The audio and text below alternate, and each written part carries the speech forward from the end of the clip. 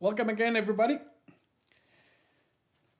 I just can't get enough of Trump and his friends. Really? I can't get enough. I was just watching the news and I fell on those American because I'm from Canada. For people that doesn't know, and the government system here doesn't work the same thing as in the U.S.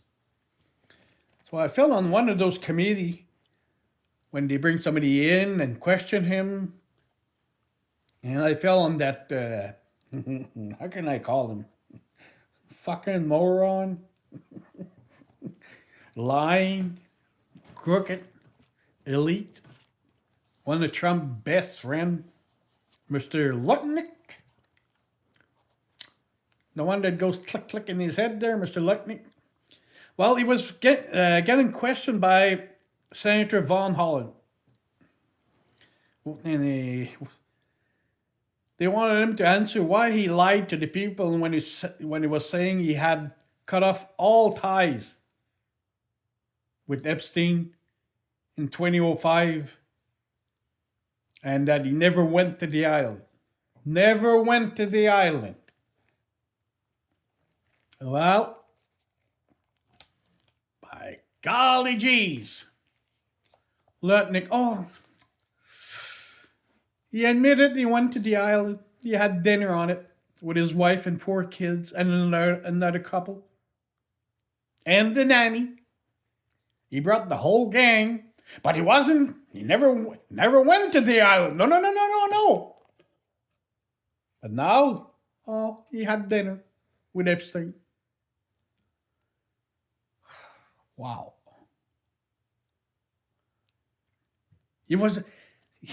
Epstein even told Lutnick he was interested in his nanny, the nanny of his kids.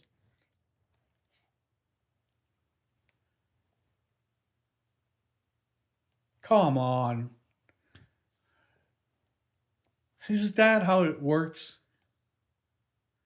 If you have money, you can do everything you can, and nobody's going to be able to help. And Von Holland, jeez, I thought it was going to be hard on him for what he did. No, just soft questions. Oh, please admit this. Why? Fuck, I would have been in fury. I would have fucking nailed him right there. Non-stop. No. Calm and sweet.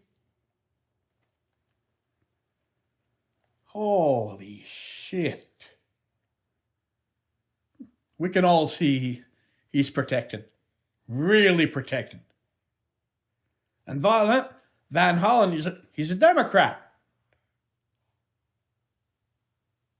Is there something going on there between him and the Republicans? It's nice to put on a show when you're all alone and you're being questioned. But it's another story when you're all together. Eh? We can all see it. It's not hard to find. Even in the interview, he says he was never in a room with him. Never socially, neither for business. His own words.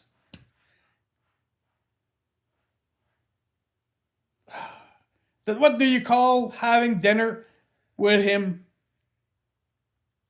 With your wife and kids and nanny and another couple? What do you call that? You can call him fucking gross.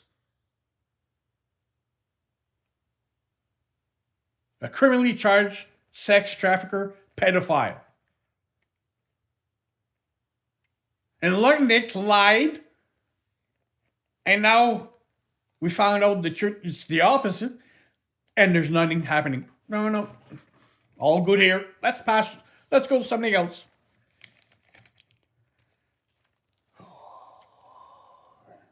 And they got proof. Fuck. They got emails from 2012 planning the visit to go to his island and many more emails. That's laughing in Americans' face. Not even just American people face, everybody's faces. And Trump, you stupid son of a bitch. I gotta say that now. You hold him right tight, his buddy, and this and that, and Trump. I am my feeling, my opinion, my comments, personal comments. I'm pretty damn sure that Trump. It's not for nothing that his name came out thousands of times, and that Trump wants everybody to drop the subject and life goes on. Trump is hiding something that he doesn't want to show because it came out on the news. They got proof a couple of years back. Trump raped and menaced a teenage girl. That was said on the news, not me, on the news. And that's your president, and you're protecting him and all of his friends? By golly, gee, what is it going to take? Your country's going, well, it's going through hell. The economy's up, jobs going down. It's not going great in your country. Hey, even your own citizens, their own city, are getting killed by Americans. Government employees. And there's no accountability. None. None at all. Come on. All those people you can call as a joke. Pat Bundy. Exit. Every single one. But the two that I find not revolting, that's not the word. Not deceived. That really I would never have thought would have turned around are Tulsi and RFK. Because when Tulsi presented herself to be president,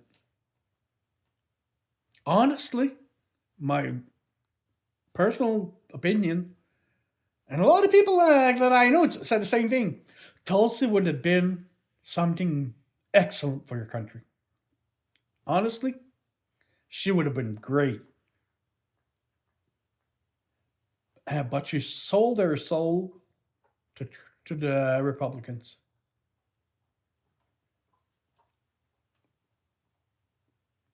Something's wrong. Something doesn't add up there. RFK, from what I know, from what I saw and read and listened to, RFK was so hinged on having a high profile job, especially in healthcare. I think he would have done anything. But Tulsi, real disappointment. Really, I think she ruined her career on that one. She'll never be able to recover from that one. And I don't like Democrats. Like I keep saying all the time, the U.S. government, all those, well, not all, I can't say all, but a heck of a big bunch needs to be thrown out and start afresh. As far as everybody knows, they're all crooked. They all have blood money on their hands, every single one. Look at the latest delusion of Trump on the Canadian-U.S. bridge. Canada built a bridge between Windsor, Ontario, and Detroit, Michigan, I think. A brand new bridge. The U.S. Didn't want to pay. They didn't want that bridge. And now Trump says, in his own words, he wants 50% ownership of the bridge. In compensation for what all Canada did against the U.S. Come on, jeez. Are you that dumb? Turns around and says, oh, they're not good for Americans. They didn't use anything on that bridge that came from the U.S. Sorry, Mr. Trump, but Canada used 25% American steel and 25% American workers. You should probably open your mouth and talk about that first before saying that Canada never did.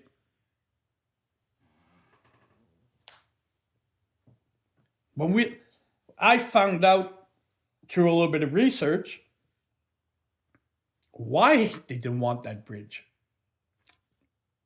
One of the reasons, because I don't know all the reasons for sure. First of all,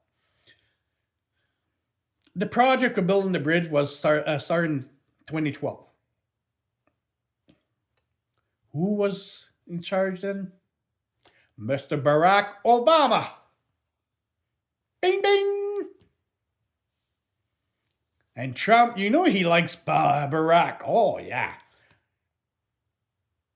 But he doesn't want Barack to have credit for that bridge. Oh, no. Hell no. That's for sure.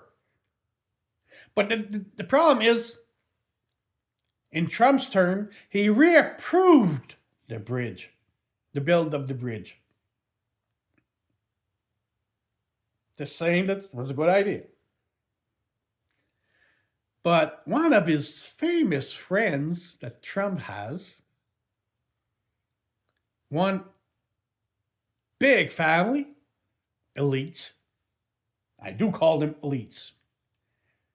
They're the Marone family. Marone, something like that. Big donor of the Republican Party. Big. And they're big friends with Trump. They never wanted that bridge because Malone didn't want to have any competition in that area. They owned another bridge. The other bridge is down there. So they tried everything they could legally, economically to stop the project. And Canada turned around and said, well, we'll pay for the goddamn bridge. We'll build it. And you can sell your scores on your side. You know, all your difference, all your squabble. But now that we built it, and we finished it, Trump said, I'm going to block the bridge. Canada has been too mean to us. Canada doesn't respect us. But Trump didn't pay one friggin' cent for the bill to build that bridge. Zero. Nada. And turns around and says, oh, I want 50% ownership. What do you call that? You call that a schoolyard bully that wants everything for himself and wants to take credit for it. And I'm sure that he's pissed at that bridge because it's named Gordie Howe. Everybody knows Gordie Howe, a famous hockey legend. And Trump, I can bet you $1,000 that Trump wants his name on that bridge instead. He'll never let somebody else get fame or credit for something. That's what you call narcissistic. Something's not right in Trump's head. It doesn't roll straight. And with idiots surrounding him, like Nick Bissett, Exit, Rubio, people like that surrounding him,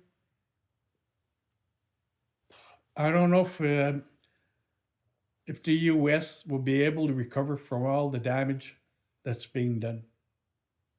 A lot of economists are saying the same thing. U.S. will never recover from Trump's first term. Well, Clinton, Trump, and Biden, and Trump again.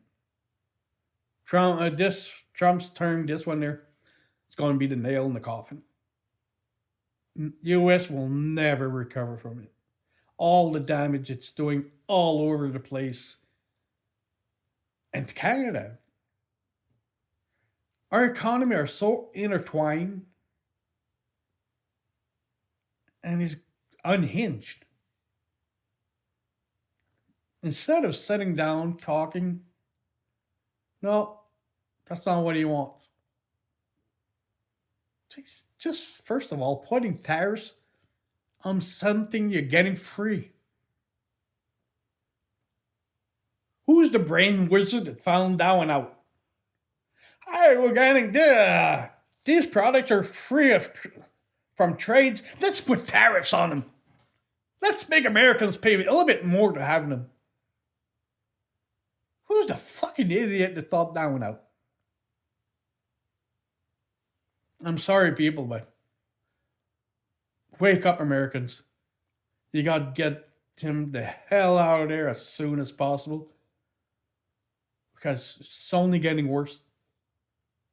If you can if you can stand by what happened in Gaza, the genocide that's happened and still happening there, and the destroying of Cuba, the Cuban people,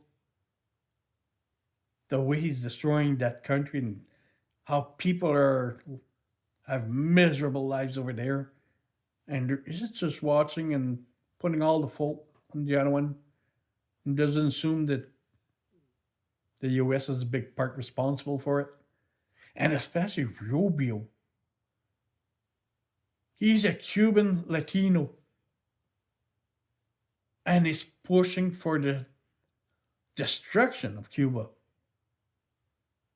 making sure that every Latino from Cuba suffers. That is Rubio. And Trump, let's go, let's go, let's go. I don't like your question. I don't want to talk to you. The guy is crazy. The guy is unhinged. I think his diaper's too tight because the blood in his brain is not circulating. Wake up, American. I wish you well. Honestly, I wish you well. Because everything's going down at your place, even tourism. Tourists doesn't want to go to the US anymore.